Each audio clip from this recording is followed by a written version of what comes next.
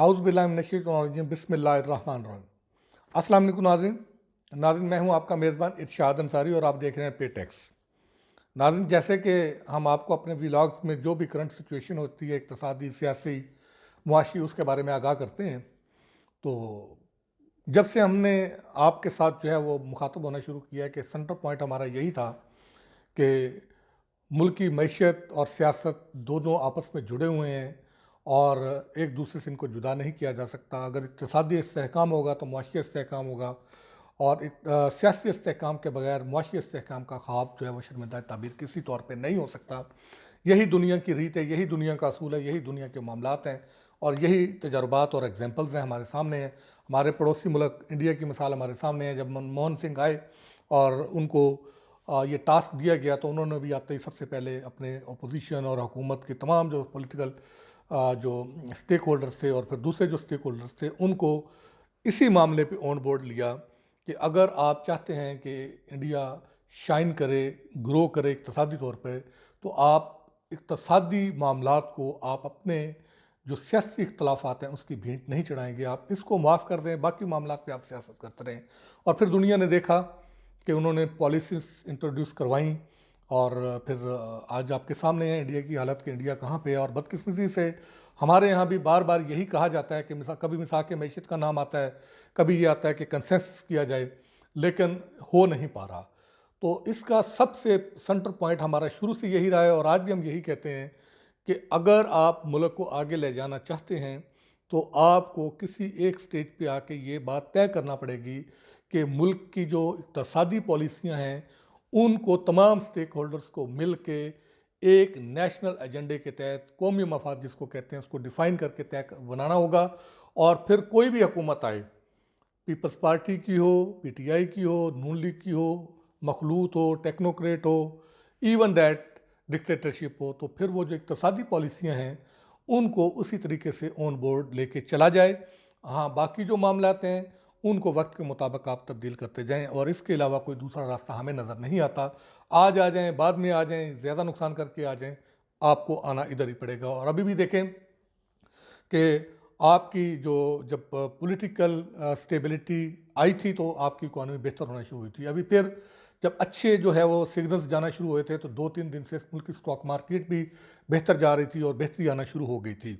जैसे ही आपने आईएमएफ के साथ जो है वो वर्चुअल मुज़ाकरात शुरू किए, क्योंकि हम ये कह रहे थे बार बार कि जब आप आईएमएफ के प्रोग्राम में होते हैं तो आप आईएमएफ के प्रोग्राम से उसको ट्रैक पे रखे बगैर आप आगे नहीं बढ़ सकते, क्योंकि आपकी इकोनॉमी की हेल्थ को जो है वो आईएमएफ ने ही डिटरमिन करना होता है। यही गलती पीटीआई ने की थी, यही गलती नून लीग कर रही थी कि जब आपको पता है कि इसके बगैर गुजारा नहीं है तो फिर आप उसको डिले क्यों कर रहे हैं।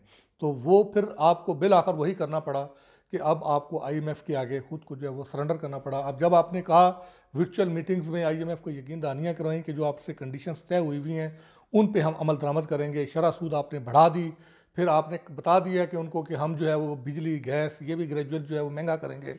और फिर इसके साथ साथ आपने ये भी बता दिया कि रेवेन्यू को जो टारगेट है रवां माली साल का उसको भी हम हर साल हर सूरत में हासिल करने की कोशिश करेंगे। उसके लिए जो है वो मिनी बजट आप उसको नाम दे लें, आप उसको रेवेन्यू मेजर्स का नाम ले लें, कि वो रेवेन्यू मेजर्स जो हैं वो भी हम लेंगे। तो उसके बाद आपने देखा कि मार्केट को अच्छा सिग्नल गया और मार्केट में जो है वो बेहतरी आनी शुरू हो गई। पहले दिन मार्केट जो है वो 500 पॉइंट से ज़्यादा मस्बत में गई। आज जब हम आपसे बातचीत कर रहे थे तो 855 पॉइंट से ज़्यादा पॉजिटिव था, बावजूद इसके कि पाकिस्तान तहरीक इंसाफ के जो रहनुमा हैं उनकी तरफ से एहतजाज की कॉल दी गई। फिर पॉलिटिकल पारा जो है वो थोड़ा सा बढ़ा, फवाद चौधरी को गिरफ़्तार कर लिया गया, एहतजाज हुआ, मुजाहरे हुए। बावजूद इस सब के कि मार्केट ने पॉजिटिव रिएक्ट किया। क्यों? कि इकॉनमी का जो सिग्नल था वो पॉजिटिव डायरेक्शन में था। तो ये हमारे अब स्टेक होल्डर्स की जिम्मेदारी है कि इसको लिंगर ऑन करें, इसको पायदार बनाएं। अगर दोबारा से जो अभी पॉलिटिकल डिस्टेबलाइजेशन के हवाले से म्यूज़िकल जो खेल जो है वो शुरू हुआ है, अगर ये लिंगर ऑन होता है और ये मिल बैठते नहीं हैं और पॉलिटिकल स्टेबिलिटी की तरफ नहीं जाते हैं, तो फिर ये जो सम्राट ये फिर माजी की तरह आर्जी साबित होंगे और फिर जो है वो मैशत जो है वो वापस उसी पोजीशन में चली जाएगी। क्योंकि वज़ीर ख़जाना इसहाक डार जो हैं वो कतर के दौरे पे थे, वो वापस आ चुके हैं। आज ईसीसी का इजलास जो है वो चेयर करेंगे। तो कतर के दौरे में उनकी अहम जो है वो मुलाकातें हुई हैं अहम शख्सियात से, और उसमें पोर्टफोलियो इन्वेस्टमेंट के जो स्टॉक मार्केट में है उस पर भी बात हुई है। फिर हमारे जो दो एलएनजी के जो टर्मिनल्स हैं, एलएनजी बेस्ड पावर प्लांट्स हैं, उनकी प्राइवेटाइजेशन पे भी बात हुई है। फिर कतर से गैस हासिल करने पे भी बात हुई है। फिर कतर से इसके अलावा भी जो हम जो रिलीफ में उनसे ले सकते हैं उस पर भी बातचीत हुई है। तो ओवरऑल इस सारे इम्पैक्ट की वजह से मुल्क की मईशत पे कुछ बेहतरी जो है वो आई है। लेकिन इसके साथ साथ हम थोड़ा सा आपको ये बता दें कि हमारी जो आईटी का जो सेक्टर है वो बहुत अहम है। अगर आप इंडिया की, जैसे हमने पहले भी बात की थी, इंडिया को देखें तो आईटी में सिर्फ उसकी एक्सपोर्ट जो है वो कोई बिलियंस ऑफ डॉलर्स में है, कोई 12-14 अरब डॉलर से ज़्यादा की उनकी आईटी एक्सपोर्ट है, और हमारी ना होने के बराबर है। अगरचे ग्रोथ है लेकिन ना होने के बराबर है। अभी आईटी एक्सपोर्ट को ग्रो करने के लिए हुकूमत ने काफ़ी इक़दाम उठाए थे, लेकिन वो इस बहरान की नज़र हो गए। अभी हाल ही में वज़ीर आज़म ने जो है वो स्टेट बैंक ऑफ पाकिस्तान को और मुतल्लिका इदारों को हदायत दी थी, एडवाइस जारी की थी कि आईटी एक्सपोर्ट और आईटी सेक्टर को फ्लरिश करने के लिए इक़दाम उठाए जाएँ। फिर इसी तरह जो है वो डिजिटल इकोनॉमी, दुनिया में इसका जो साइज़ है वो खरबों का है। हमारे यहाँ इसके कोई रूल्स एंड रेगुलेशन ही अभी तक फाइनल उस तरह नहीं हो सके। एक ड्राज है जो चल रहा है, उसमें भी काफ़ी शिकायत आ रही होती हैं। तो उस पर प्राइम मिनिस्टर ने डिजिटल इकोनॉमी को फ़रोग देने के लिए और इस इंडस्ट्री को खड़ा करने के लिए एक कमेटी कायम की है। उसमें जो पाकिस्तान सॉफ्टवेयर हाउसेस एसोसिएशन है उसके चेयरमैन ज़ुहैब खान, उनको नुमाइंदगी दी गई है।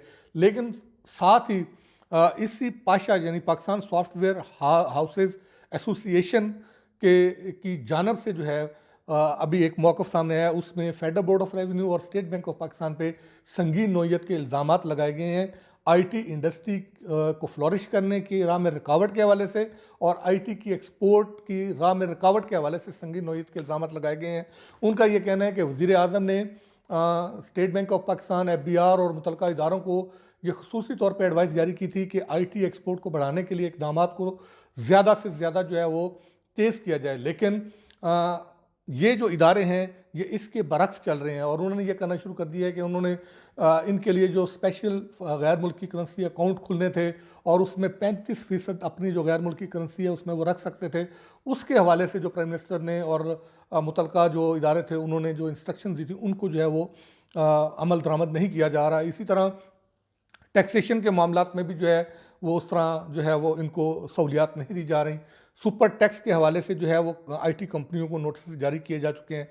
इस हवाले से पाशा की जानब से जो पाकिस्तान सॉफ्टवेयर हाउसेस एसोसिएशन है उनकी जानब से संगीन नौइयत के इल्ज़ामात आयद किए गए हैं।